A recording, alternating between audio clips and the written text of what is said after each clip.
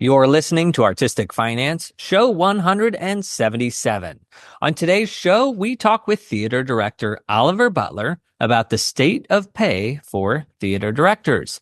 We discuss director fees at nonprofit theaters in New York City, giving credit to the nonprofits that pay above the SDC minimum, actionable steps to address the issue both for individuals and institutions, and discussing theater pay honestly and in public so we don't uphold the myth that it's livable.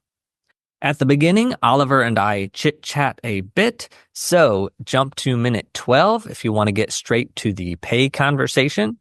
Now, what instigated this entire episode was 3 videos on Instagram that Oliver made to talk about theater director pay. Now, if you have seen those videos, this conversation is a bit of recap of that, though we do take it a bit further.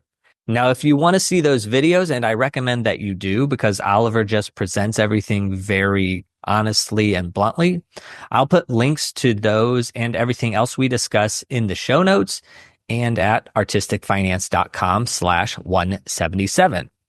Without further ado, let's get to the show.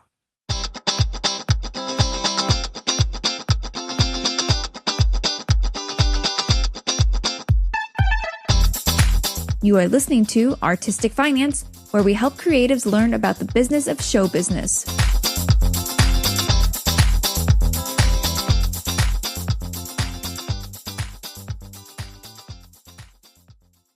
Welcome and thank you for listening. I'm your host, Ethan Steimel. We're recording this September 9th, 2024, though this is airing a couple days before Christmas, so happy holidays, everyone.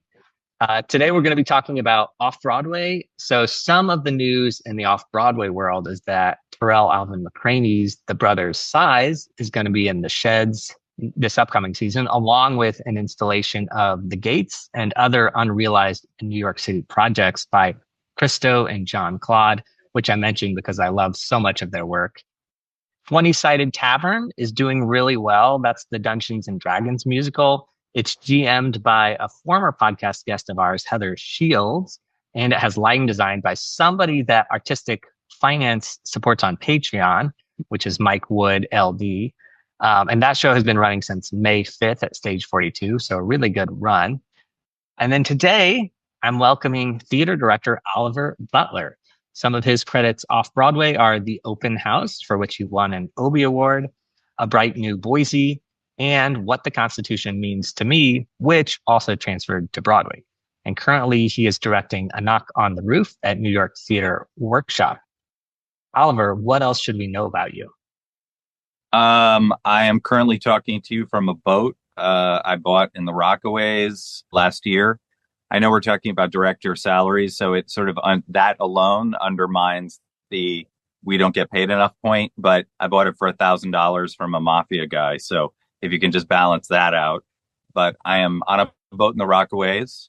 I just got back from Edinburgh Fringe Festival, which was my first time there, where we did A Knock on the Roof at the Traverse Theater, which went exceptionally well. I could talk about sort of that whole experience, but it was my first Fringe experience. And I feel like I'm 100% like the kind of person who should have gone to the Fringe. And now I just want to make my own one-man show and go there so I can hand out flyers and do the real experience. So I saw shows that like changed my life. Like I was like, I mean, and they were shows that had things that I would say would verifiably be like a deal breaker for me, like lots of nudity. Some of the best shows I saw had a lot of nudity. I don't usually like that. Audience like interaction, usually not into it, but now I'm like totally sold. Yeah, my all nude audience interactive one-man show is coming soon. Coming soon to Edinburgh Fringe. Yeah, the audience interactive is not something I'm a fan of, but now everything is becoming immersive and interactive. And I'm like, Ethan, you just got to embrace it, roll with it. You know what? It's all like how it's done. I actually have had this thought that like, I understand why I don't want people like interrupting my shows, like, you know, because it's like my art or whatever. But actually, I go full circle on it. I'm like, if during the course of the play, someone in the stage, doesn't have to quiet down some rowdy idiot, it's not even theater. Like that's all. We're there for them to break character once and be like, can you please stop, Yeah. or something. Yeah. I saw this show called, I know we got to talk about finance, but I saw this show called WEER, WEER by Natalie Palamides. I think it may be my favorite show of all time, but she plays two sides of the shittiest relationship you've ever seen. Like this douchey guy and this sort of trashy girl. And they have the most amazing, terrible relationship, and you end up rooting for them. But like one of the core ideas is the guy gives his car keys to an audience member so that she doesn't drive home because she's drunk. And then they like gaslight the audience member to give the keys to her. And then she gets in a car accident. So like the person in the audience basically gives the key to the character who then has this terrible car accident. And it's, I was just like, that is so mental, to like make the audience complicit in a, in a terrible tragedy. I would love that, except if I were the audience member that got the keys, then I would not like that.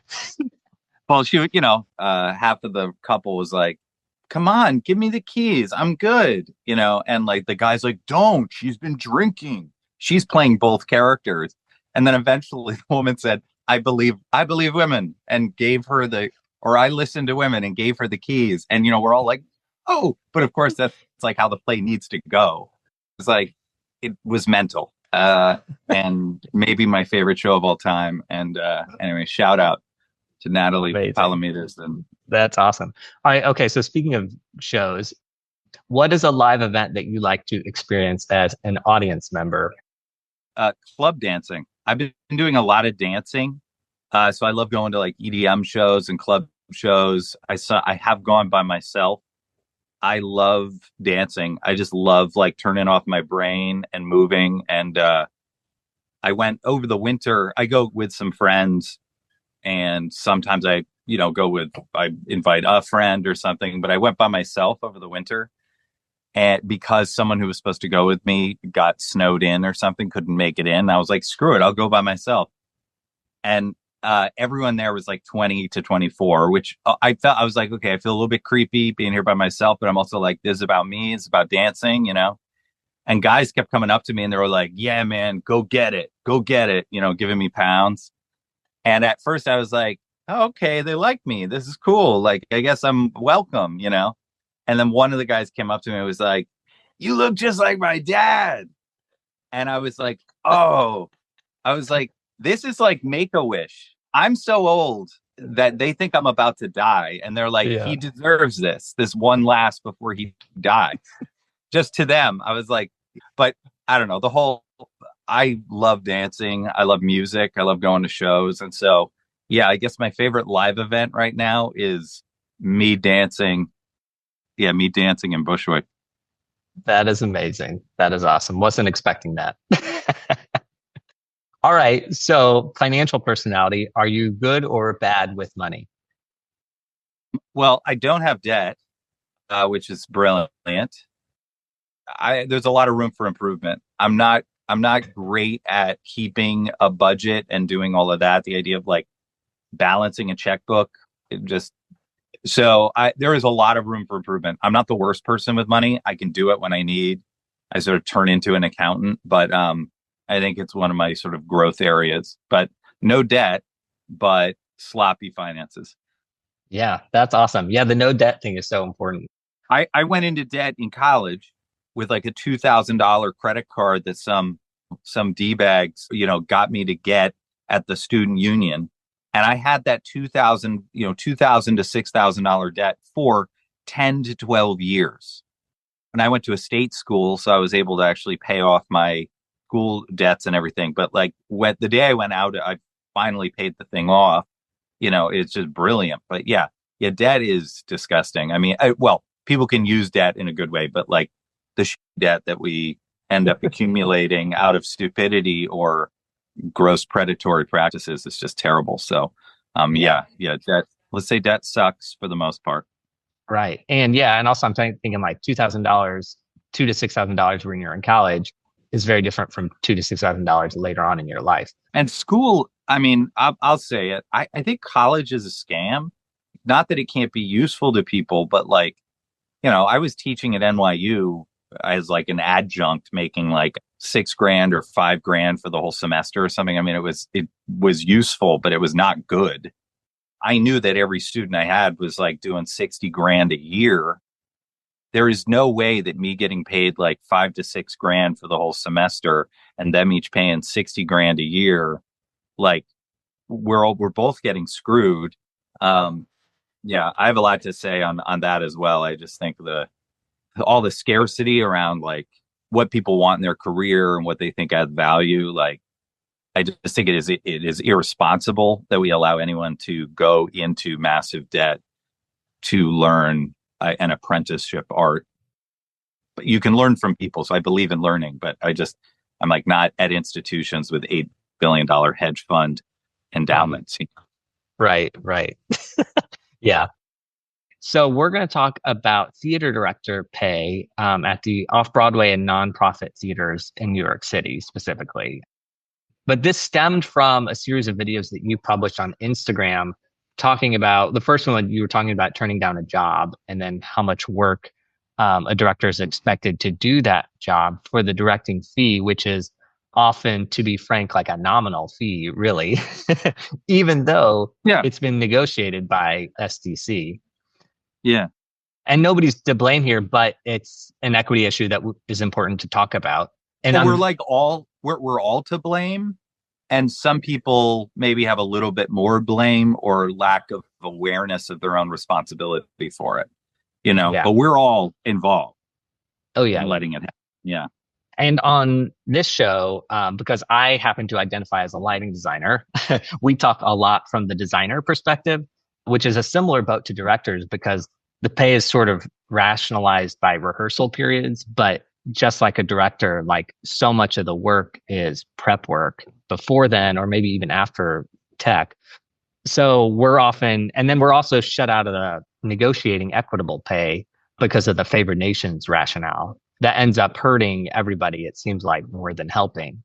And then also in regional theater, the LORT CBA, it's great that it's collectively bargained by our union, but the fees are minimal, or they're minimums. And that's actually the fee that everyone's getting, with very few people that get more than that. In fact, if you're listening to this and you're a designer that has been on a LORT contract and you got more than the minimum, please email me or connect with me because I don't think that actually happens. So as far as I know, no one ever actually gets more than the minimum. But anyway, so because of that, directors and designers, in order to make a living, we're doing sort of as many shows as possible, which is just not good for our health or perhaps the quality of the show that we're doing, which is why it's a problem. And you mentioned this in some of your videos that we see a lot of mid-level designers and directors, but I'm 36. And actually, I think 30 is more the age of it. It's almost like before mid-career is when people start like leaving the industry. I think it's one of those like transition points. So moving from early to mid, doing that handoff where you don't have enough time to do the other day jobs that kept you afloat, but you don't have enough money coming in from the artistic part to actually jump across the chasm. Yeah. There's sort of like a chasm there. And then I think there's also this mid-career problem, which is probably like, maybe it's like I'm in the mid to, I don't know, veteran director, whatever you want to call it, but it's like jumping that chasm it's a place where people are just like, and a lot of it's like midlife too. It's like you hit 46, I'm 46, and you're like, I guess this was cute before. And now you're like, when you have friends who, have kids and houses or apartments or whatever, and you're like, yeah, wait, what's different here? There's clearly and it exists. SDC has absolutely identified the mid-career director problem, which is like people just start bailing on. I know some of my greatest directors are like, they go and they do other stuff. Now you'd be like, well, that's life, but that like creates a certain world. It creates a certain even like class of people who even stay in it. And so like, I don't mind it being a little bit of brutal competition. That's just the deal, right? Yeah. Okay. So things float, but also it's like, it is breeding something that I think is just not sustainable. Or we will not like what it looks like when we get to the other side of it. Yeah, exactly. And I think your videos resonate with so many people because it's a very like niche thing that we're in here, this topic, this discussion. But directors and designers and a lot of people in theater all can relate to this so much because it's just Yeah. across the industry. I'm going to Yeah. put the videos I keep mentioning or referencing, I'm going to put them in the show notes, which you can find at artisticfinance.com/177. But let's discuss this. And I think let's just springboard from your videos because we're actually recording this like a year from your first one. But somebody sent me this video because they were like, hey, this seems like something you would be interested in. And I was like, oh, am I? But maybe can you just tell us, maybe start with the first video of what you were talking about there? Sure. And I'm actually looking at your notes of the first video to remember. So the big revelation came, I was offered a second stage production at one of the big New York nonprofits, and they offered $7,000 for that. As a part of those contracts, they also tell you what the associate director will get paid. And I think the associate director, they're like, and the associate will be hired for, it was like around $6,000, or the assistant director was for $6,000. And so I was just like looking at that, and part of what happened was they offered me that. And I've been doing this long enough to know that no one ever negotiates above minimum. They are all paying the minimum. There's never any like flexibility. So when I got offered the 7, I was like, well, I will try and negotiate higher. And of course, the answer was no because of the favored nations in the contract, which I already knew. I knew this was going to happen. But I had an interaction with my union where at least one of the people at the union administration had an impression that some people were negotiating higher in New York City. And I had a moment where I was like, oh my God, I've had good agents, you know what I mean? Or like people who seem to be good. I have a wonderful agent right now. But like I was with people who would have negotiated higher if they could. And I was like, you mean that my colleagues are all making more money at the same theaters, And so I asked them, I said, would you just find out how many contracts were above minimum in New York City, above the offer or the minimum in New York City in the last 10 years? And around 5 minutes later, they got a response from an assistant. They were like, oh, none, which we all know. But I was like, so when we look at that, like, what are the forces that are making that possible? If like I'm on the marquee, and I can just speak about like for directors, there are a lot of people who are subsidizing these productions in their own ways. But I look at it from directors, I'm like, I'm on the marquee, right? I'm trotted out to go meet with donors. Like I'm talked to, like I'm like a leader of industry, and then I'm like core to the mission of the organization. I'm both an independent contractor and I'm unionized. Both of those things in any other industry would, necessitate a higher rate. The people at the organization make less, and the independent contractors, they make more, partially because they are running their own sort of shop.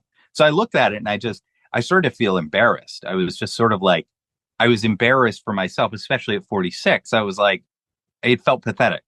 And I was like, why? I feel weird going and talking to the donors and being like, Oliver Butler. And you see, and I get it. I feel good about that. It means I'm both vain and needy for affirmation, and I will work for that. But it's like I hit the limit of it. And so I just started very simply to look at like, what are we actually paying people? My assumption is that it takes 3 months minimum to direct a play, right? That's not a given, but like, 6 weeks in rehearsal, 6 weeks of preparation that's spread out over the year. That is an amount of hours. It's like 500 hours. And that is 3 months. That's a quarter of a year. If you asked other directors, depending on the show, they would say, well, it's more like 4 months or sometimes 5 months if it's like a really big show, right? If you annualize those fees, which is just a very simple thing to do, to say like 7 times 4 is 28. So you're paying $28,000 a year.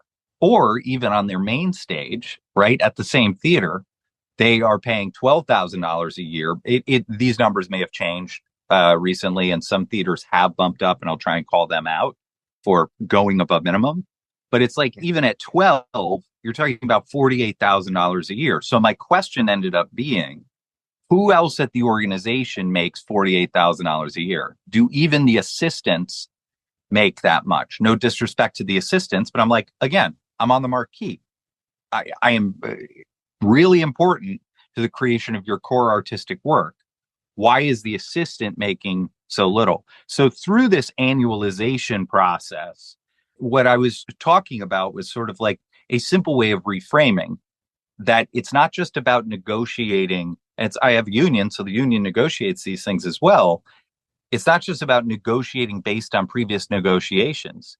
We need to take a look at the whole thing and just say, are we actually paying people a wage that they can live and work and survive and maybe thrive in New York City? Is it reasonable to pay people? And in some cases, that $7,000 fee, the minimum wage in New York City was about to go up. It would have been below minimum wage at the number of hours that I had proposed. So I'm on the marquee, but I'm getting paid this amount. And then what does that do to me? It's either it makes it impossible for someone like me to continue in the industry, or it necessitates that the only people who can take these jobs are the ones who can afford to do it. And if we are subsidizing these organizations, then we should also be getting credit for subsidizing these organizations. If you aren't paying me enough to survive and do the work, just on a very basic level, then that production is existing partially from outside funding that is coming from me subsidizing my own life while I do work at your organization. And then additionally, if that is the case, look, I'm let's get it done, let's do it together kind of thing. But there are a few organizations where people in the upper levels of the organization are making so much more money. We are not all just coming together to make it work. Some people are cashing out and getting well above cost of living increases to their salaries every single year, while we are still doing like 3 to 4% over 3-year raise, which doesn't even cover it has hit a limit for me where I am. And I'm like unwilling to do it without talking about it. Yeah. Just for slight bit of context, at the time that you made this first video, you were 45. So I assume you had been directing for 20 years. I've been directing since I was 20. So it's like 25 years. I ran my own company with Hannah Boss and Paul Thureen, the Debate Society. None of us had a pile of, family cash that was like making it happen. We were doing chili cook-offs and stoop sales and stuff. It seemed expensive at the time, but there were less expensive theater spaces. There were more sort of weird little theater spaces, many of which don't exist anymore. And then eventually I transitioned into doing the like off-Broadway nonprofit new play stuff. I'm so thankful the people I've worked with and the success that I've had. But, like Constitution, just like as an example, all of this I'm a little bit embarrassed about because it's like money, it's like people look at me and they're like, well, I'm a successful director. People maybe would be like, that's the career I'd want, right? Now, Constitution, which went to Broadway, in totality, what I made in Constitution was more than I had made in my entire professional career up till Constitution. And still, Constitution is what I made in totality, which was over like 7 years of work, is less than my brothers who were 10 and 12 years younger than me make doing like business out in the Midwest. A year, what they make in a year. It was a windfall. I'm so thankful. But it's also like, even the big cash out, I mean, unless you're talking like a Hadestown or a Hamilton or something, the big cash out we hope for is still not going to change your life.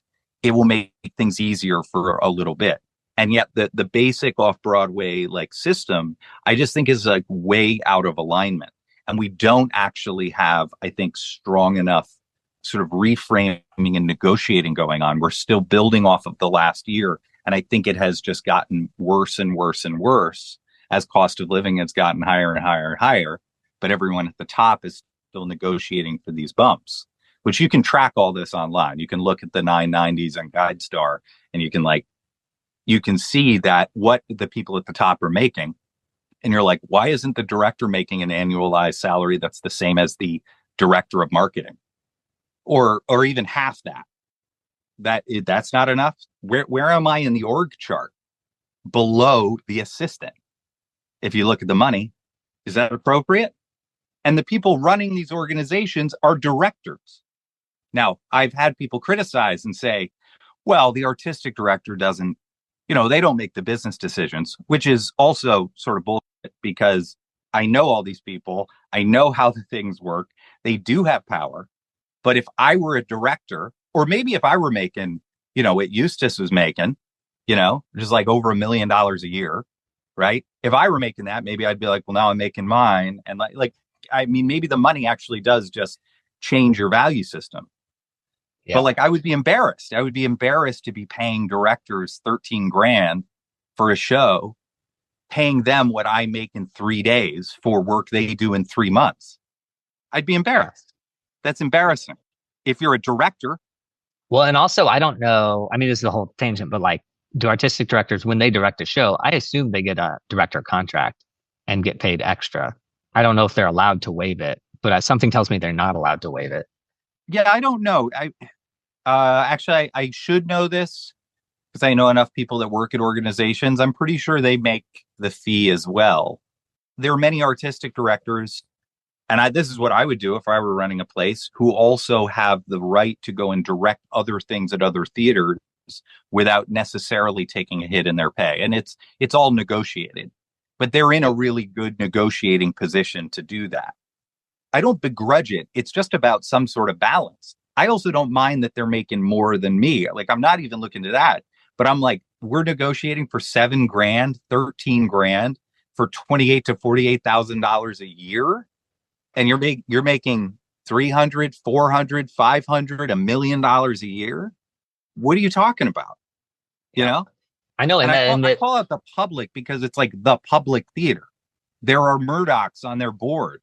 I mean, it's just one example of it. It's not the only example. I just want to be sort of upfront about it and stop promoting this idea that there is, and maybe everyone already knows and they don't need, but it's this sort of brutal capitalist system, but we're all pretending that it's this progressive financial project. Everyone at the bottom is let's make a play together.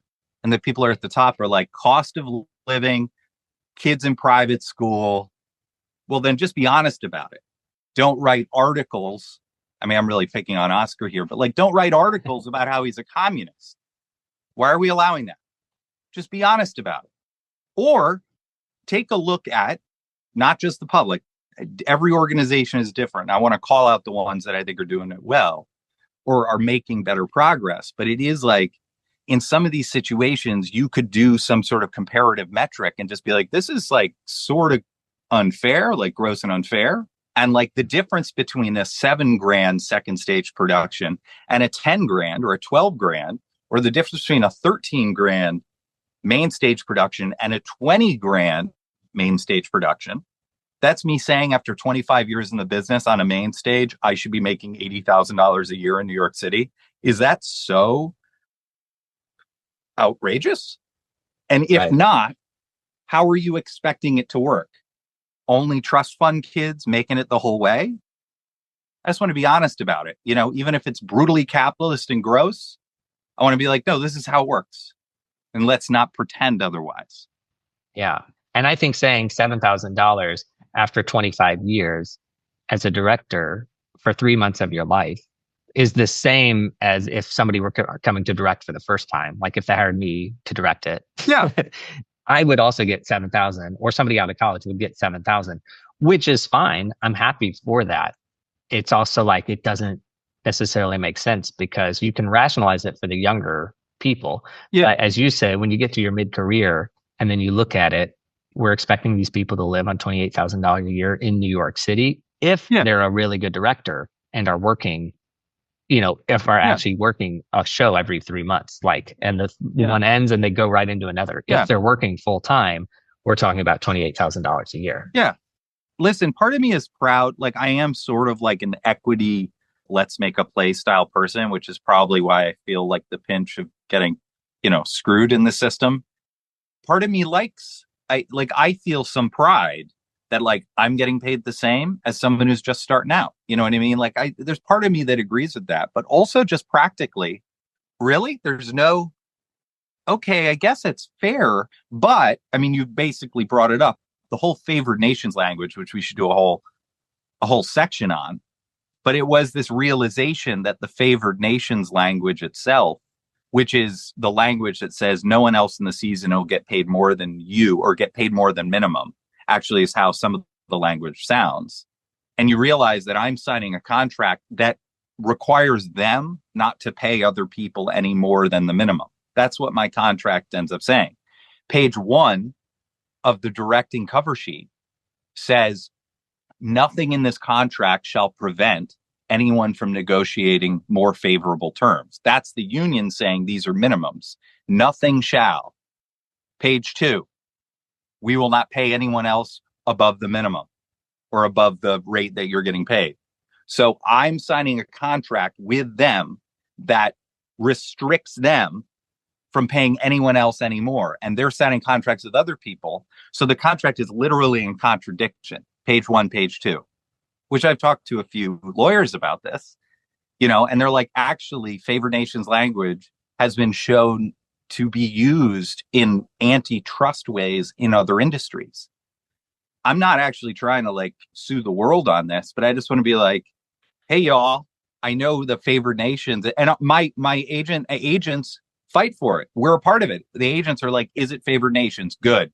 Oliver's making the same as any other director. Okay, it's fair, right? So we asked for it in many cases, but either we can negotiate higher terms or we can't. And if we can, why is it never the case? If it's never the case, then we can't. So why is it in the contract? Why are we calling it a minimum? So the union is negotiating a minimum. If they're not negotiating a minimum, they're negotiating a maximum, then they better negotiate a maximum, because that's what it is. Negotiate the rate. Let's stop talking about it we're in there well, minimum is just a minimum, just a minimum. And then many organizations, not all of them, but many of them are like minimum. And some of this may have changed. And I do want to call out the organizations that I think are paying above minimum. Well, I have a question about agents, because you have an agent. This is good. I don't have one. But what are they doing for you if the rate is already negotiated in a collectively bargained agreement that says favored nations? What is the agent doing for you that's different? Well, I have an agent now that, is on board with, helping to make some of this change. So they will go and they will negotiate. If it is not a favored nations contract, a lot of the contracts outside of New York do not include that kind of language. So you can negotiate sort of other terms. And sometimes that also includes housing, travel, the details of ownership, extension. I mean, a lot of it is boilerplate, but, I have someone now who is definitely advocating for me and helping me to get better, which really helps. I mean, it really helps when you do something out of town and you're able to get a better rate. Yeah, it makes everything else easier. But yeah, in New York, it is surprising how long these contracts take sometimes, because you're there's just no wiggle room at all. But right now, even if there is no wiggle room, I have an agent who is willing to go and say, pay more, do more here. What are you doing with this? And in my mind, if we all do that, then there is at least a little bit of a push across the board. Well, and also you talking about just this pay disparity between, the people that are salaried and artistic directors versus the freelancers they're hiring. I feel like people make so many good graphics these days. We just need somebody to make some graphics that are the chart of here's the artistic director pay. And then here's the other, just everybody in the organization, here's their pay. And look at this bar, how this one is much higher. Yeah. I think some graphics are absolutely, there's some graphics. And it is important to understand that it isn't, I don't think it's useful to sort of paint the entire industry or to ignore the fact that theater is very hard to raise money for. Yeah. The people doing development work. If you want good people doing development work in a theater, you got to pay more for them. Part of it is just people are willing to do my job for very little money. You know what I mean? It's we are all sort of complicit in the thing. But I know that in the finance world, there are metrics that are sort of, alpha. I don't know. I'm not great. Alpha, the alpha quotient or whatever. But there are metrics that are used to test the health of a mutual fund. And that has to do with taking like different points in the thing and sort of putting them together. I feel like we could probably pretty easily grade these organizations.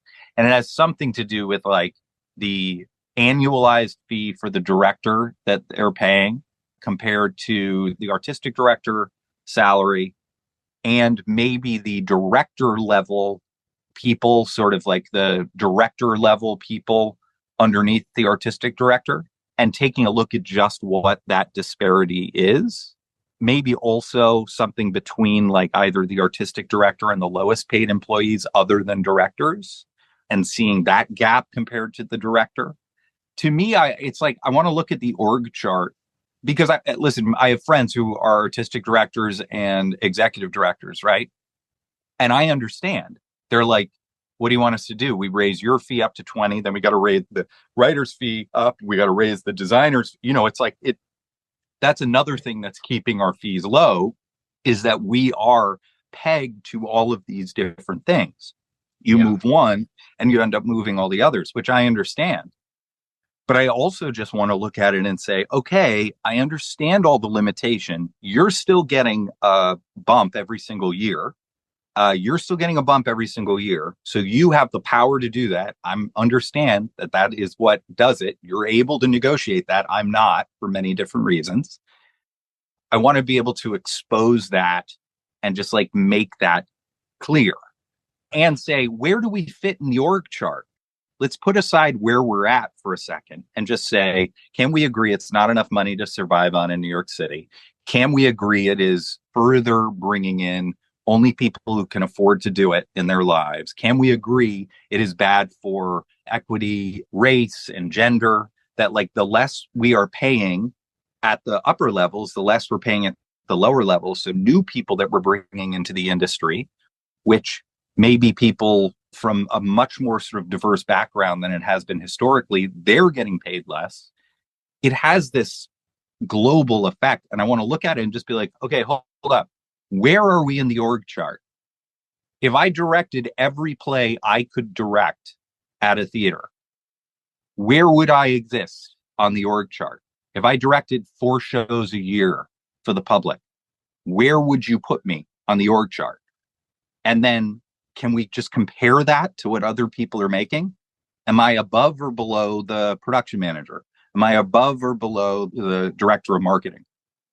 Just make it make sense. Just pitch it to me in something other than less than your assistant, or own it. You don't get to make speeches about your equity and also pay me less than your assistant. I mean, I love everything you're saying. You're saying so much. I'm like trying to keep up with it. But I love that idea about grading all the theaters. And this would require work, so it's not going to happen anytime soon. But it would be awesome if there was just like a grade for like pay equity or something for every theater. And obviously then you need to be able to look at the grade and be like, wait, why is it a B? And then look at the bullet points of it's a B because this, because it might be like, it might be okay that it's a B because you're in a weird look at, I don't know. Yeah. See, this is also, I produced shows myself for years. I was always frustrated with a lot of the restrictive rules that equity had. My mother was in equity. I grew up with equity health insurance. So like, I'm a huge lover of the acting union, even though they've got their own, challenges and like, I just want to say like, it is tough. However, as a young producer trying to produce even equity showcases, there are a lot of rules in there that I was like, this is here to protect against bigger organizations taking advantage of the code. I will go work for $1,000, like on the right project at the right size. If I love the project, like we should be encouraging as much new people coming in as possible. But we do need to be looking at the big institutions that are the anchors in the industry and just like restart the conversation in some ways and say like, is it actually fair? And what are you doing to the industry by existing in this unfair manner? You're reminding me, I assisted on Choir Boy, which was at Manhattan Theater Club, Broadway. And I remember I was all excited. It was my first Broadway show. And then I got the contract and it was just a little over $1,000 a week. And I was like, wait, if I worked 52 weeks a year, like on Broadway, and then I got into like, well, there's nonprofit Broadway. So the Broadway rate for assistant designers is lessen at the nonprofit theaters. So there's this big institution that is doing all this great work, but they're doing it in a way that to me is not equitable, or it's like icky. It's like, whoa, whoa, whoa, I don't want to get rid of the institution, but it seems unfair that there's all these breaks and not paying as much as you should be, or like, what is market rate? I don't know, but Right. everybody should be paying the market rate because the market rate is really determining people's lifestyles and how they live. Like, we shouldn't be under the rate because that's going to be under the living wage. Right. Yeah, it's like, do you want me to be able to afford to have children or not? It dictates like a certain lifestyle. And it's like, I love the work I do, but I'm like, how much choice do I actually have if we're also supposing that I'm important to the core artistic product? And then it gets even more galling. So, I mean, MTC is an example. I mean, you could look it up on 990, look up their 990 on GuideStar, which I recommend doing before you go into any meeting in any of these big organizations. Look up the 990, just see what everyone's getting paid. Like, I will not sit across from an artistic director or a managing director and feel like I'm there to like beg them for work, or sort of like, without also understanding that this is a very rich person talking to a medium to poor person. So it depends on where I'm at, like there is a status thing in there that I'm not saying I go in and I'm like, you're making bank out of the gate. But for me, it just balances it a little bit and says, this is not just a creative conversation, but MTC, they really make piles of cash over there. I forget what it was, but it was in the upper hundreds of thousands, certainly above 500,000, maybe up in the $1 million range. And you mentioned being a producer, like producing work or like getting work up on its feet and like trying to make it happen. And that's something that I've always thought. I'm like, I see it from the producer perspective as like, how do you make theater profitable? And we did episode 161 was about theater work.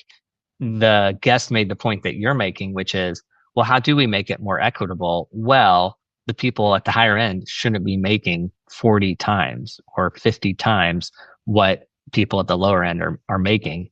And so I think specifically in the nonprofit space, there is room to, I don't know if balance the budget is right. There's ways that you can make it more equitable for the freelancers that you're hiring. I think so. I mean, it is. And honestly, some of the people running certain organizations who have been there for a really long time, they have been able to sort of like accumulate wealth and power in the organization. Again, it's like a balance thing. Like, there is no reason for these institutions to raise their rates because they, by and large, don't above the minimum.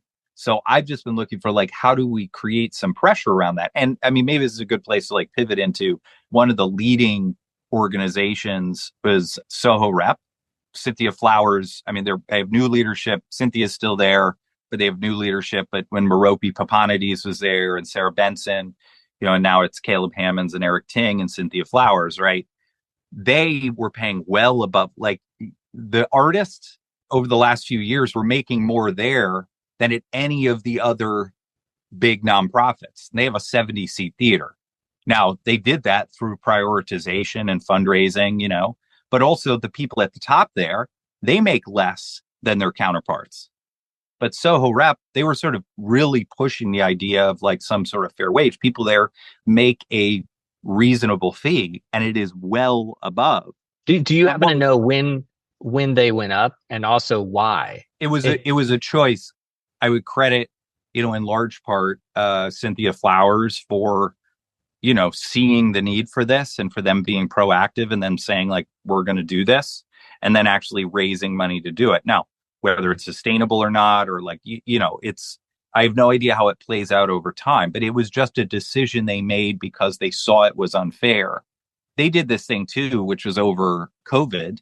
They had to like shut down all the productions, of course, but they came up with this thing called Project Number One, where they were like, we are going to hire 9 or 10 artists, pay them a full salary plus health insurance for a year. That was their solution. It was sort of like, it was focused on like, how do we make this work for the lives of artists? Not just on like, what can we get away with? It is just a value change. So then when you look at like Playwrights Horizons also pays above. I don't know what steps led to that, but these artistic directors talk to each other. I have a feeling that they are inspiring each other. New York Theater Workshop now pays above.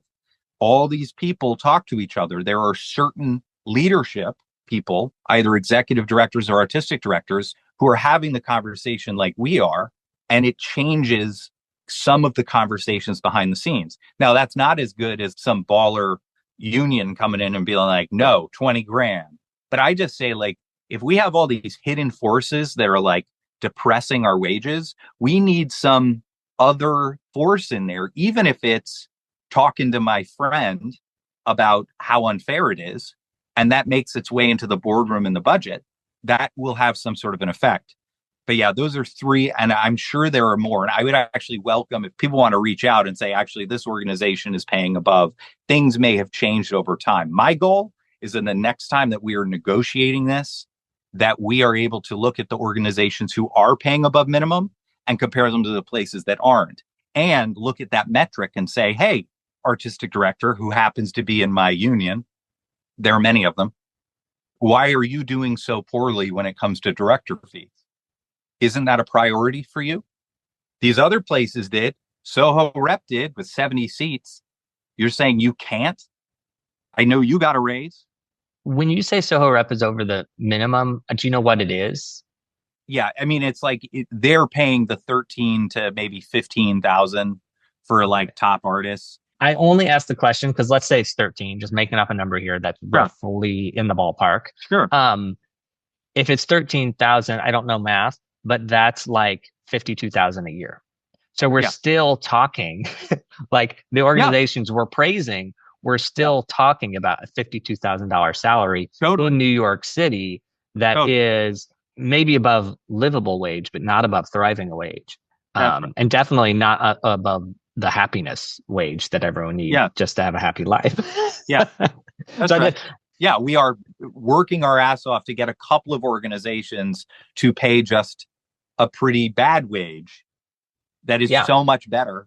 And it's important to compare a 70-seat theater in Tribeca to a theater institution that has like 2 stages, and you know what I mean? It's important. And a Broadway stage, perhaps. Yeah. To not like paint it all across the board. And like, I think each of these organizations like just deserves a little bit of critique on it, both to celebrate, even though 52 grand, we need our math part, but like, even if that is still not really enough, I'm still like, you did it and you didn't have to. You just saw it was unfair and you're trying to do it. I know you can't just be like 30 grand a show and then, no more theater. But that's why it's so important, the videos that you made and the conversations that we're having on this show, because you and I are having this conversation. I've already had this conversation with other designers, and I'm doing it with the lighting designer, a group of lighting designers, and a group of costume designers, and a group of set designers. And you had talked about everything being pegged like, well, if the director pay goes up, then you have to up the designer pays. And this is all true. It's important that we have these conversations as like a nation or as a group, because the designer pay is also too low. So it's like these things all need to go up.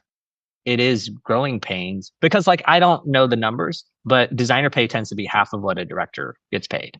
And that's fine. Like as a designer, I understand that. It's like the director is putting more time on site. The director's doing all this. We all understand that. Nobody's critiquing anybody else for their pay. Because then within designers, it's like, well, some designers are on site more or have to do more prep work or all this. Or need to maintain it a little bit more. So nobody's arguing that that individual over there or that individual department is getting paid more. No one's begrudging any of that. But like you're saying, when I go to a show and I see the director's name in half the size of the show title up on the marquee in big letters, I certainly don't look up and think, oh, they're only getting paid $7,000 or whatever it is, they're getting $10 an hour when it's all said and done or something. Like, I don't think that. No one seeing the show thinks that either, right? People going to the show, if I went to these donor meetings, and they're like, Oliver Butler, I make 50 grand a year annualized from this fee here. Does that seem normal? People would be horrified. People in other industries and whatnot. I started trying to hire random people I met in New York City to do my job. So like I was talking to like an Uber driver. And I was like, hey, I will make this video. But I was like, hey, I'm a theater director. Do you have a sense of what that is? And he's like, yeah, you're like the one in charge telling everyone what to do. I was like, yeah. So when I direct a play, it takes me like 3 months to direct a play. It's a pretty, it's an important role, right? And he's like, yeah. I was like, all right. So let's say I were hiring you for the job. Would you do a full-time job that's very important, has a lot of responsibility for $7,000? What? No. 10 grand. What? No. 13 grand. No. And so this one guy, I was like, what would I need to pay you to even consider it? He was like, for 3 months? He was like, 20? That was my Uber guy. And not that it's easy for them, but I'm just saying, like, it's like coming out of the clouds. It's like, help me go hire people outside of our industry for what I do and have it make sense. It's that age old thing of, like amongst designers, it's always like, don't figure out how much you're getting paid hourly. You'll be so embarrassed. Be so depressed. But it's like, no, you need to do that. We have to do that to realize it's ridiculous. And if this is the pay, then it's only for privileged people who can have, money and resources from another outlet to do this career. But as like a living, it doesn't make sense. Doesn't make sense. No. Can we touch on your third video? We sort of covered the second one already. The third one, specifically because just your logic on second stage versus main stage, I sort of liked some of that. Yeah, it's the simple thing is, if you're in a 99-seat theater or you're in a 200-seat theater, the size of the theater doesn't change the amount of work. I mean, maybe sometimes the size of the show, musical versus play, if it's multiple cast members, this is true for designers too. It's like, why is the one-person show costume designer getting paid the same as like the 10-person show costume designer? I mean, it's the same for each of the design departments. But if that's currently a given because of favored nations and everything, then the question is just like the idea that you can pay 7 at the second stage because you're paying 13 on the main stage, and you couldn't pay 13 on the second stage because like it's the main stage versus. I just wanted to unpack sort of some of the assumptions in that. And say, like, number one, it's not any less work. It's the same amount of work. Sometimes it's more work because you're dealing with smaller resources. If we are also getting paid in notice and adoration, the smaller theater has less, you're offering less people see it. It's less notoriety. So that is actually worth less. I would not be angry if the second stage show got paid much closer to what the main stage got. If I was working on the main stage, it's not like half. It's not 12 and 7. Give me like 14 and 12. Give me 20 and 15. Or, it's like at least 3/4 or something. I mean, it doesn't make sense that it's any less at all. But we assume it does because it always goes back to, well, it's just a 99-seat theater. And I get that if we're looking at it as a capitalist operation that makes money. But it does not make money. And the artistic directors at theaters that have these second stages, they are not paying themselves a bump down because they have second stages. It's not like, well, sorry, artistic director, you can't get your bump this year or your bonus because you're producing a bunch of theater. I mean, that would actually make sense to be like, you're underpaying a lot of your artists. So it doesn't make any sense that, you shouldn't be also getting a bonus at the end of the year. And also, I just want to point out that, like, I don't know the stats, but it's roughly like most nonprofit theaters get half their income from ticket sales or something like that. I think it's between 40 and 60%, depending. That sounds high to me, but that sounds high. Okay. So so made up statistic, but more of the story is it's not like, oh, a 99-seat theater is only bringing in X amount of dollars versus the 1,000-seat theater that's bringing in so much more. Like, that logic doesn't pertain. The ticket sales are not what's keeping the theater in business. It's all donations and stuff. And I don't think it's 40. I would guess it's more like 20 to 25% of a theater's total operating budget, but it's different at every organization. And ticket sales do matter. But no, you're absolutely right. It's sort of like there's like two conversations happening. It's a little bit like the hypocrisy of being like, we're this progressive theater culture thing, and also we're being run by brutal capitalists, which is like the whole nonprofit model was designed after sort of corporate models. So it's like the board of directors are going to keep the artists in line. But that means that the people closest to the board of directors, they are going to be able to negotiate much higher rates and it is a necessity that they pay the absolute minimum down on the bottom. And also, I just want to say that because you just said something funny there, which is keeping the artists in line. But it's also like the people that are in these organizations, the people, I guess, the artistic directors and the board that we appeal to maybe raise these minimums. They're not at fault either. Like, yes, they're at fault, but like I'm sure that they want their rates to go up. Like you're saying with SoHo Rep, like it's a decision and they can make this decision. So I'm just trying to say that like we're all in this together. Like we all want theater to thrive. We all want the people working in theater to thrive. The people who are telling us the story, the scarcity story, and it is scarce. Listen, it is not easy. But the people telling the story are also protecting their own position in the hierarchy. I don't want to hear about the sort of ways in which we all pull together. Things that I want, journalists to, and look, we have like the journalism around theater is also like falling apart as well. We got a huge systemic problem. And I grew up in the theater. It's like, it's my family. So it's like, I want to fix it. But, to that point, I will say that I was once like, I've done a little bit of the producing or like helped out on that side. And I was once on a project and two people were doing the exact same job. They paid one person $200 and another person $6,000 for the exact same job. And it was just because the one person was like, no, I need more money to do it. They're like, okay. And the other person didn't do that.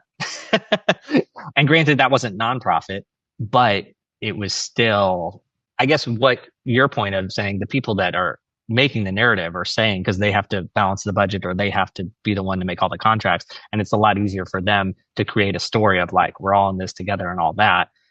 The people that are saying that story and saying those things are not the ones that are fighting. They just don't have your interest in hearts. They have the interest of the theater budget. And so I'm not saying you can't trust those people, but you cannot trust those people. Yeah. I want people to look into like, there were some stories that came out. Again, I'll just keep it general. There were stories that came out about like during like massive layoffs, especially over COVID and everything, that like the higher paid people at certain organizations were taking like a pay cut. Like there were articles written on it. But my question is, was that reimbursed at the end of the year? Because like we write the article about them like, I'm going to take a pay cut because we're furloughing all these employees. But then there were surpluses at the end. And I don't even know that they can legally not take their full salary. Are they allowed to just be like mid-year, we're going to break your contract? They're like, I'm just going to give it up. I want to know whether they actually took that cut or not. It's like all the stories are about like holding up this like image of this thing. And I'm not trying to destroy it. What I'm trying to do is just be sort of honest about it. We don't get the story for how generous the artistic directors are and then not actually follow it up with the fact, well, those people are still furloughed and you got your bonus. I'm just looking at my notes from your third video, and you had said there that the MIT living wage calculator puts Brooklyn and Manhattan minimum wage at $52,000 a year. And I'm just pointing that out because we were talking about the maximum. If the director can get the maximum at like SoHo Rep or something, or over the higher fee, that's still under minimum wage. Yeah. Under the MIT calculation. Yeah. No, look, it's going to be bad. Like we're not going to wake up in a world like, even if we replaced all the executive directors and artistic directors with AI, there isn't suddenly money for it. You know what I mean? It's like it is a systemic thing. It's like, I don't mind taking the time with it. I just want to make sure that we are also dealing with this part of it. It feels like something that is going to go unconsidered. And part of that is also because the director, I think I might have talked maybe in the fourth video, I'm not sure, or if I didn't make this video, but directors, because we're both artists and producers, we have a tendency to want to support the health of the organization. We are just like a hired worker, but we're also there sort of promoting the interests of the organization as well. We're talking to the board members. We are presenting this image of success because that's the position that we're told that we're in.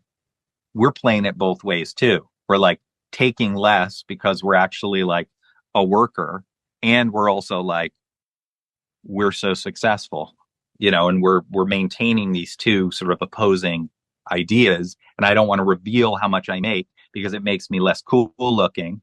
Well, again, that's what it's so good about your videos is they're just so like frank. They're just so real. You don't have emotion in them. You're not happy and you're Right. not sad. You're just generic you, and you're talking about the actual numbers. This is what I was offered. To some people watch that and it's like, it's laughable, right? It's like, wait, what? Yeah. That's what a director on like one of the, most renowned theaters like that everybody knows, anybody who is anybody knows the name of this theater.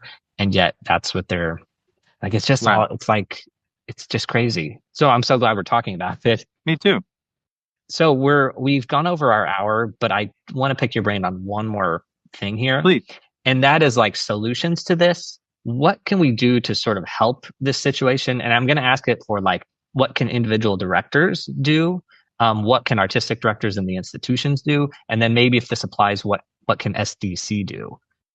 So Yeah. I'm just going to start with individual directors like yourself or younger career directors or mid-career directors or even ones that are older. What can you do to help the director pay situation? So I think tracking, I'm bad at this as well. So like I'm going to promote it and say like, but tracking your hours on a project, I think is really important. You should have documentation of how many hours you actually work. That is just going to be important long term and important in your future negotiations. I've been doing it long enough that I know what it takes to do a play. I do have, I think 3 months is generous for like what it takes to actually put a whole thing together, everything included. So I think tracking your hours is one. Two, I recommend reframing how you think about these fees, making sure we're not just, because we're always so happy to just have the job, to actually look at it and annualize it, which I say in my video is like annualize your fee. Give it something to compare to. Look at that fee in relation to the highest paid people at the organization that you're working at. And if you can get it, what the lower people are getting paid. You can't get those from the 990. Sometimes we have to go to like our secret intern support system or whatever, to get those low numbers. But having an idea of like where it stacks up, I think that you should always ask for more. I hate trying to peg what I think that is, but like I would be ecstatic if the nonprofit big stages were paying 20. That would be like a good start. That's what we should be pushing up to. But you should ask for more. You should negotiate more, even if they say no, every time that they've got to say no. Everyone should be talking to each other about it. So everyone is negotiating, asking for more. Part of the problem is they don't hire all their directors at the same time. We don't get to collectively bargain separately because we've already done it with the union. But I'm signing contracts that keep you, if you were a director, from negotiating any higher. And I might sign my contract earlier in the season, which means you have no negotiating power. That's problematic. So we all just need to be saying it's not enough. And whether you get it or you seed it for them to raise their rates in their next board meeting, I think you do that. So it's talking with each other, asking for more, tracking hours. Check out the GuideStar of the organizations that you have meetings with and are working with. Oh man, I'm taking notes on this. You're saying so many good things. Check the GuideStar. Yeah. Yeah. And I'll just throw out that if anyone's listening to this, whether you be a director, a GM, a producer, an artistic director, designer, whatever, if you do some of this work and negotiate or have a negotiation story or something, and you don't want to talk about it publicly, but you want other people to hear about it, just email me or message us. Cause I'll be happy to talk about the story or anything like this. So I'm just throwing this if anybody's like too nervous to talk publicly about any of this, because the individual doing all this work is so helpful, but we all have to be doing it in order for this to become standard or for any change to happen. I also wanted to clarify something you said there, which was you said pegging like $20,000. That would be like a good for 3 months of work as a director. That would be like a good number to start at.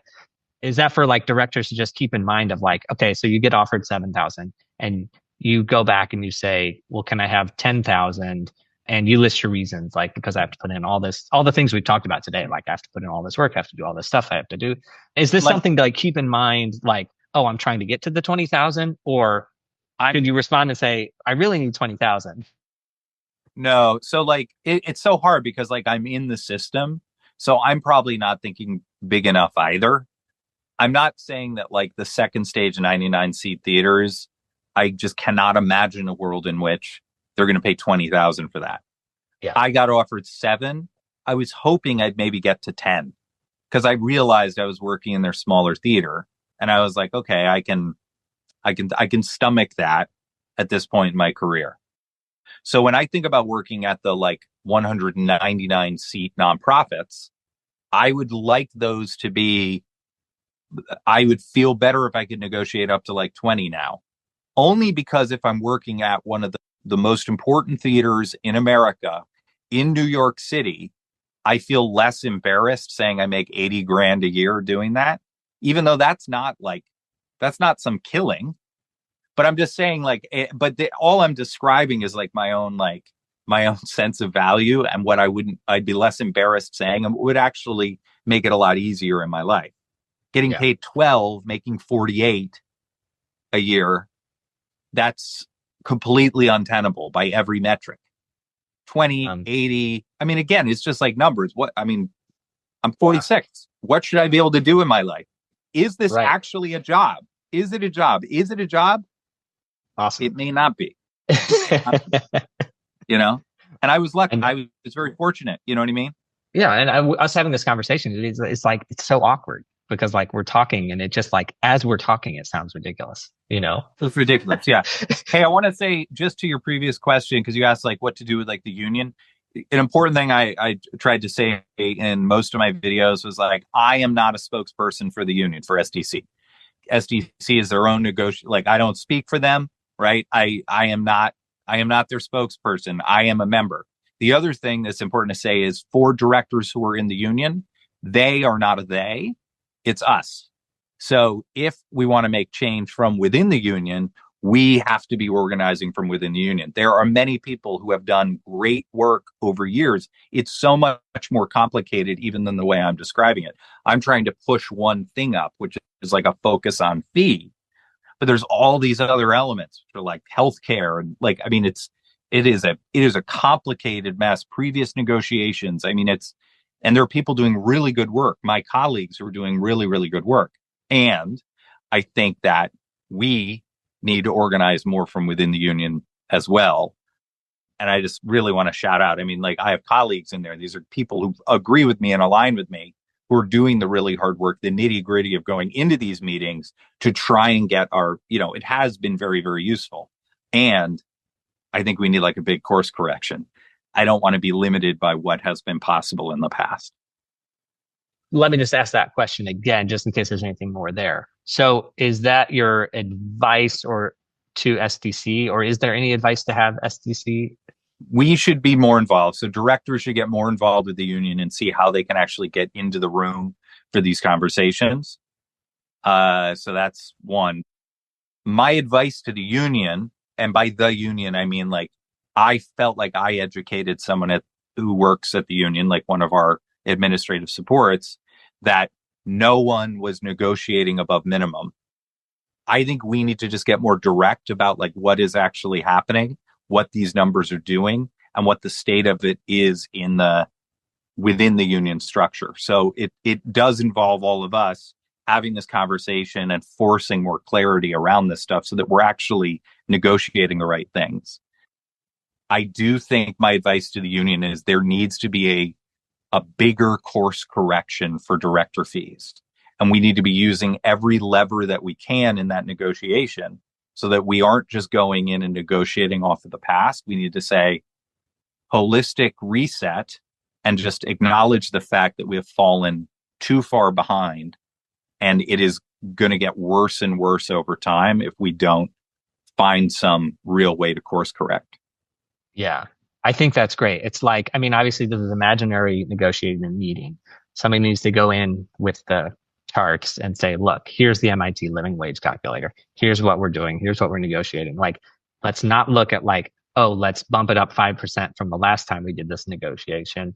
We actually need to peg this to the MIT calculator or a different living calculator or something like that to make this more sustainable and equitable and all this.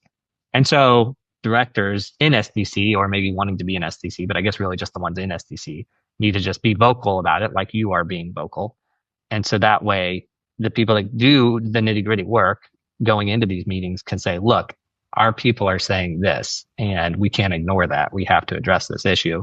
So whether we can solve it right now or whether we can make a plan to solve it, let's figure it out. But we have to listen to these people in our union. Yeah. Yeah, I agree. Okay. So then the last one is, what can the artistic directors / the institutions do? And I'm saying, so I don't know if you can answer this question as like, what can actual artistic directors do? And I don't know if that's the same as what can the institutions do. Yeah. I mean, artistic directors can advocate for this, but we need people to have agreement that there's a problem. That some of the leadership, executive directors and artistic directors get it. Some of them get it. A few get it. They acknowledge that this is like a massive disparity and it has real world implications and that like something should be done. Like we need them to prioritize it, but we need them to like be on board with that. I have also gotten responses from artistic leadership at certain theaters that was like defensive of it, which I get it because it's all hard, but it's like, you cannot tell me that it is healthy for the artist or the industry to pay anyone $7,000 for 3 months, or that you are not being subsidized in some other way. You will never get me there. And if you can't see that, then we're not even having a conversation. You are just standing behind the protection of the minimum to feel like you've done just enough.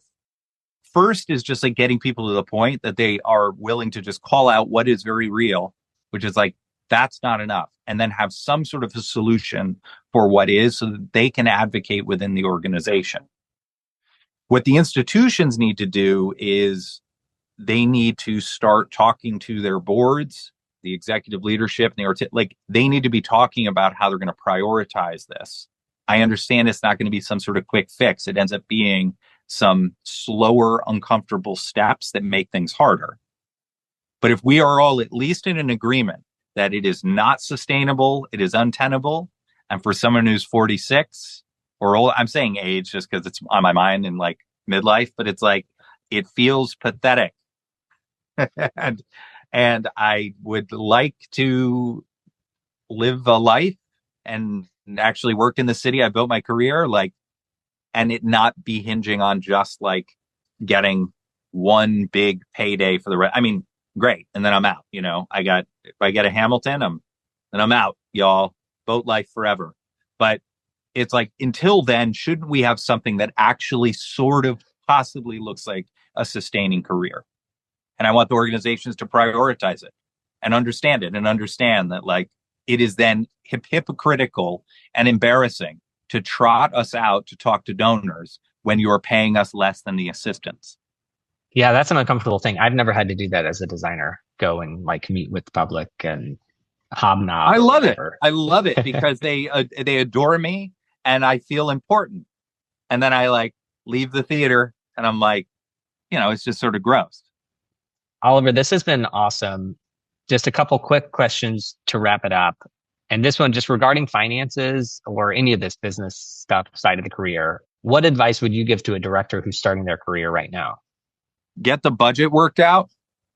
I have a director friend, I've been teaching directing for years. There's probably like close to, 500 to 1,000 students I've had over the last like 15 years at National Theater Institute and other places, like people who have had something with me.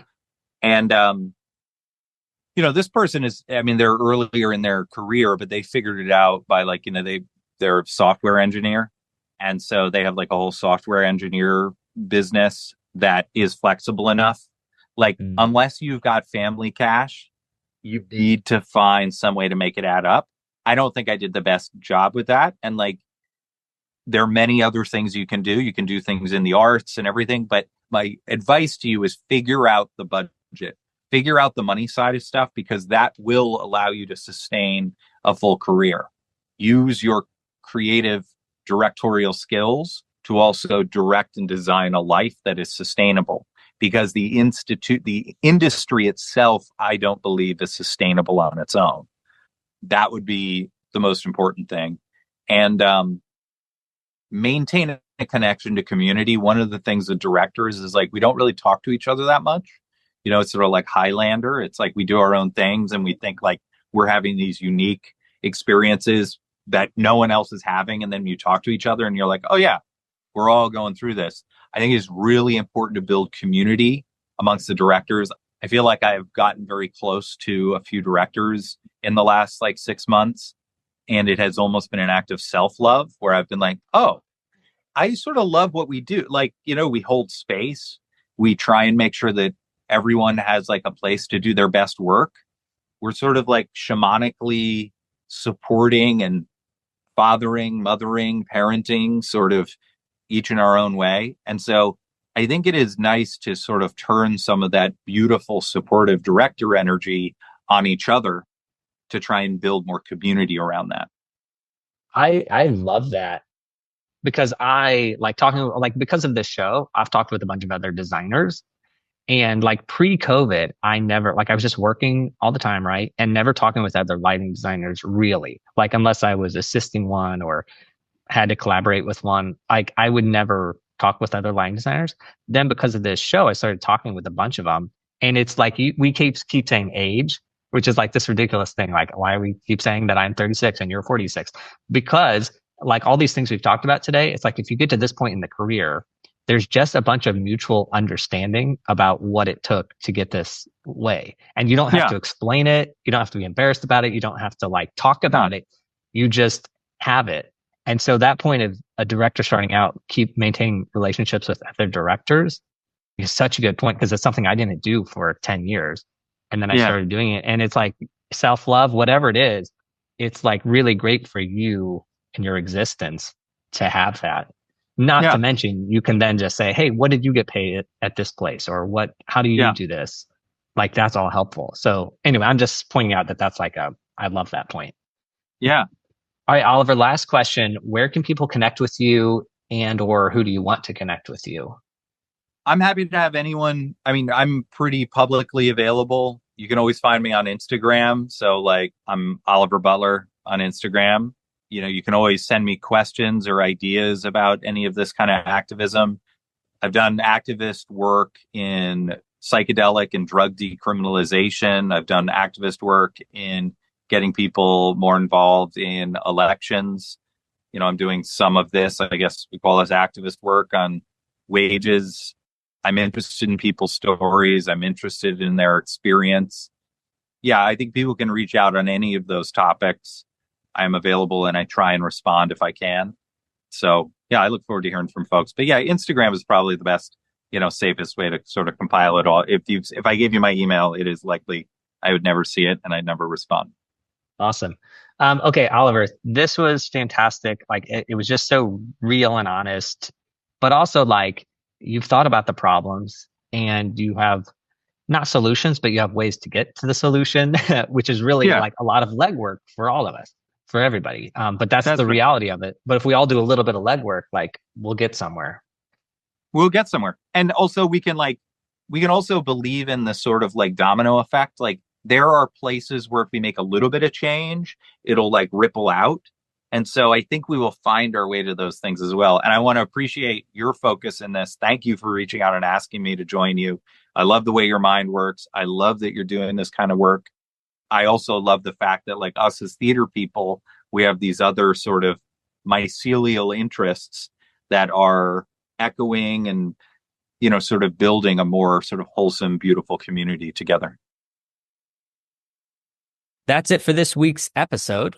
My takeaways are I love that Oliver goes dancing at the club in Bushwick. That is hilarious to me, only because it's something that I would never do. The credit card that he got at the student union as a student, that is a very common thing. And what's terrible about that is that it started in college and then just went on for seemingly forever. The 500 hours / the 3 months that it takes to direct a show. Now that's roughly 40 hours a week, which means that Oliver isn't including a lot of the extra work that directors put in during a show. Things that fall into that gray area of it's not technically the director's job, but obviously every director is going to do that, like talk to the press, etc. So if we do go with that 500 hours, which I consider a conservative estimate, if we take a $7,000 fee, that breaks down to $14 an hour. Now, in New York City, that is $2 below the minimum wage. Just saying. Now, if we take that to one of the high fees, $12,000, it breaks down to $24 an hour, which is, yes, above the minimum wage, but it's still not like a director is rolling when you're saying, I'm getting $12,000 for a show. Wow, that sounds great. But when it's 3 months of your life, so I'm just saying, theater directors, if they're in these situations on these SDC contracts, are getting $14 an hour or $24 an hour. So not saying it's good or bad. I'm just saying that's what it breaks down to. I love Oliver's idea that if you're not paying a thriving wage, that should be credited to me as a tax deduction. And again, I want to give a shout out to that book, Theater Work, which discusses how much subsidized work goes into theater. And that is the number one contributor of unpaid labor in theater, is people that are working hours and hours and hours while not receiving payment for that. Now, that's a complicated issue, but I do see a solution there. If you can get credit for those hours you're putting in that are unpaid, if you could get a tax write-off or a tax credit, that's something that's, I feel like there's a solution in here for this. And also way back on episode 39, we had wig and hair designer Cookie Jordan on, and she has mentioned that she has gotten in-kind donation receipts for some of the work that she has put into shows that weren't paying enough. So whether she built a wig and billed those hours or donated the wigs and got a receipt for that. Now, this is something that people have mentioned before, but Cookie's the only one that I know that has done it. So this is a note to me or to you listening to maybe ask around and find out, is that a feasible thing, and when that's possible? So here in today's conversation, we floated it out as a possibility, but is that one of those things that's more mythical, or is this something that really is a pathway? And I just want to say congrats to SoHo Rep, Playwrights Horizon, and New York Theater Workshop for leading the charge in paying above the minimum. As Oliver mentioned, they didn't have to do it. They don't have to do it, but they have taken it upon themselves to do so. So kudos to them. A fact check to what we talked about with how much nonprofit theaters make from ticket sales. So I looked it up. 33% of income for nonprofit theaters comes from ticket sales. So that means 67% of income is donations. I got that information from the Theater Communications Group, TCG, a survey from 2022, which is the most recent available information. Oliver's solutions, which I'm thankful for. So on the individual level, just saying tracking your hours, reframing negotiation or pay conversations into annual salary, and tied in with that, finding out what the highest paid person at that organization that you're negotiating with is getting paid, and also finding out the lowest. Now, obviously, how do you do that? So that's a bit of a task, but good information to have when negotiating. Always asking for more, and that's so that collectively nonprofits can hear that enough times and bring it up to their board. Now, this is something that in the designer pay conversations we've had comes up, is always be asking for more. Not because we're greedy, but we need to make a living. And the final thing he said for individuals, which was be talking with other directors. And I find that so helpful from the designer perspective. And then my last takeaways, which were Oliver's advice for early career directors or just directors in general, which is figuring out the money sustainability part of the career. That's a big one. Figuring out your day job or figuring out how can you accept these wages and make a living. And then he mentioned maintaining relationships with other directors. I am not good at this with maintaining relationships with other lighting designers. Believe it or not, I try, but everyone's so busy at, insert excuse here. But I have found that because of this podcast that I get to sit down with a lot of designers I don't know that it benefits me in any way, but it really makes me feel connected to the industry. And when I do have a question, it's a lot easier for me to reach out to people because I now have so many lighting designers that I know. So I support that idea. If you're a director at any stage in your career, talk with other directors because I say this a lot, that it's a solitary career because we're all doing our thing. And so we're always talking about the work and we're not talking about everything else. So I just love that advice from Oliver. I think it's really good. Maintain relationships, yes, with your team of creatives, but also with other people that are doing your job, other places that you don't know the best practices or you just don't know what their life is. But the reality is it's probably pretty similar to yours. All right, that's it for my takeaways. Let me also add that Oliver and I are both union members and that we appreciate and applaud the work that our unions are doing. Are the wages lower than needed? Yes. Are our unions doing good work collectively bargaining? Absolutely yes. So we're having these conversations to help vocalize thoughts and ideas because our union is us, the theater workers, and we have to decide to take action and how to take action. The union isn't some magical thing. It's just us all deciding. And that being said, this might be the end of a great conversation. Now, there was so much in the discussion that warrants further talking, like the work that SDC does and how their union negotiations are going, and also that idea of rating nonprofits on their pay equity. Now, GuideStar does rate nonprofits, but it's not about pay equity. So there's definitely some statistics or data culling that could be really interesting to learn and be helpful to know. So if you're listening and anything we discussed jumps out at you and you want to continue the conversation, let me know. So I hope this conversation continues, but we'll see. Now, before we wrap up, just a couple things. I want to give a pitch for Oliver. He has a show at New York Theater Workshop called A Knock on the Roof, and that starts previews January 8th, and it runs to February 12th, after which it is going to the Royal Court in London. So if you're in New York City, check it out in January. Even if you need a last minute gift for the holidays, say, hey, I got you tickets to go see A Knock on the Roof. Spoiler alert, it is not a holiday play, but it could still work. Now, speaking of the holidays, happy holidays. Theater director pay isn't the lighthearted topic that we should probably be talking about right now, but hey, there is no time like the present. Now here we are in Lake St. Louis, Missouri, which is suburbia. And I got to say, it is decked out for Christmas. And I love seeing what everybody has done. There are lights and inflatables, and I am loving it because this is something that we didn't really get to see when we lived in New York and also our year in Phoenix. So I am just here for it. And wherever you are during these holidays, I hope that you are surrounded by the warmth of loved ones. And while chances are that I don't know them personally, go ahead and give them an extra hug or an extra snuggle. And feel free to say, hey, Ethan wanted me to make sure that you felt extra loved this year. And they're either going to be super happy about that and they're going to feel extra loved, or they're going to say, who's Ethan? Could you please get away from me? But you don't know until you try.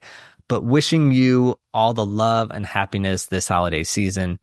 And actually, here's a side story that will only ever apply in this episode. So I just have to tell it now, even though it's not related to anything. But it has to do with baby names. So Nicole and I, when we were picking out a name for Theo, we had an app. And on the app, I would filter through names and I would say yes or no. And then Nicole would filter through names and she would say, okay, yes or no. And then if we matched, the app we were using would compile a list that had names that we both agreed on. Now, surprisingly, we were apparently very picky and not that many names actually matched up. So I think maybe only 10 names did we actually match on. But anyway, once we had all those matches, we narrowed them down, and that's eventually how we landed on Theo. But in the process of getting there, one of the names that made the final list was Oliver. So during today's interview, that kept popping up into my head. And now I will say Theo would have been an amazing Oliver, but obviously we're super happy with Theo. So anyway, I just wanted to share that. And then here's another thing. So I just got an email 34 minutes ago, and it said that Artistic Finance has been downloaded overall 50,000 times. Now, this podcast obviously is very niche, and we've been on the air almost 4 years. So it took us that long to get to 50,000. But hey, that is not nothing. And that reminds me, I wasn't going to mention this, but since we reached 50,000 downloads, I'll also mention this, that last week's episode, which is officially numbered 176, was technically our 200th episode. Now, the reason there's that number discrepancy is because sometimes I schedule these episodes out and then I'll record an extra interview or a bonus episode or something, and I'll slot it in with like a point number or just a bonus episode. So that means we have at least 200 hours of interviews and episodes out in the world, which is wild for me to think about. But anyway, thank you for listening, because you're a part of that 50,000 download number. And special thank you to anyone who's been listening before we had Theo and before we left New York, and then we were in Phoenix, and then finally landed here in Missouri. The fact that you stayed subscribed to the podcast, and for the patrons who stayed patrons as we sort of lived through that birthing of a child and moving across the country, I cannot thank you enough for that. Because yes, these are important topics and conversations, but I don't think I would have kept this podcast going if it weren't for you listening and supporting. So anyway, thank you for the unexpected Christmas gift of 50,000 downloads. If you're not a patron yet, but you're feeling in the holiday spirit and want to support me over on Patreon, it does make a difference, and you will keep this podcast free and accessible. So right now, 31 incredible patrons, incredible people are helping me make these conversations possible. And if you would like to join them, you can sign up at patreon.com/artisticfinance. And now the dad joke to end the episode. I haven't decided if this one is good or bad or neutral, so I'll let you be the judge. Why did Oliver Butler's agent make him sit on top of a ladder as they negotiated his latest contract? He wanted to make sure Oliver got paid a step above the minimum. That's it for today. Until next time, break a leg.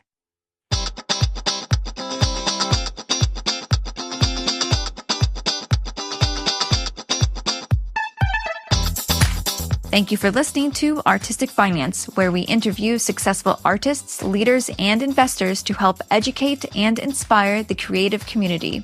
To access our show notes and resources, go to artisticfinance.com. This show is for entertainment purposes only. Before making any decision, consult a professional. This show is copyrighted by Artistic Finance. Written permission must be granted before syndication or rebroadcasting.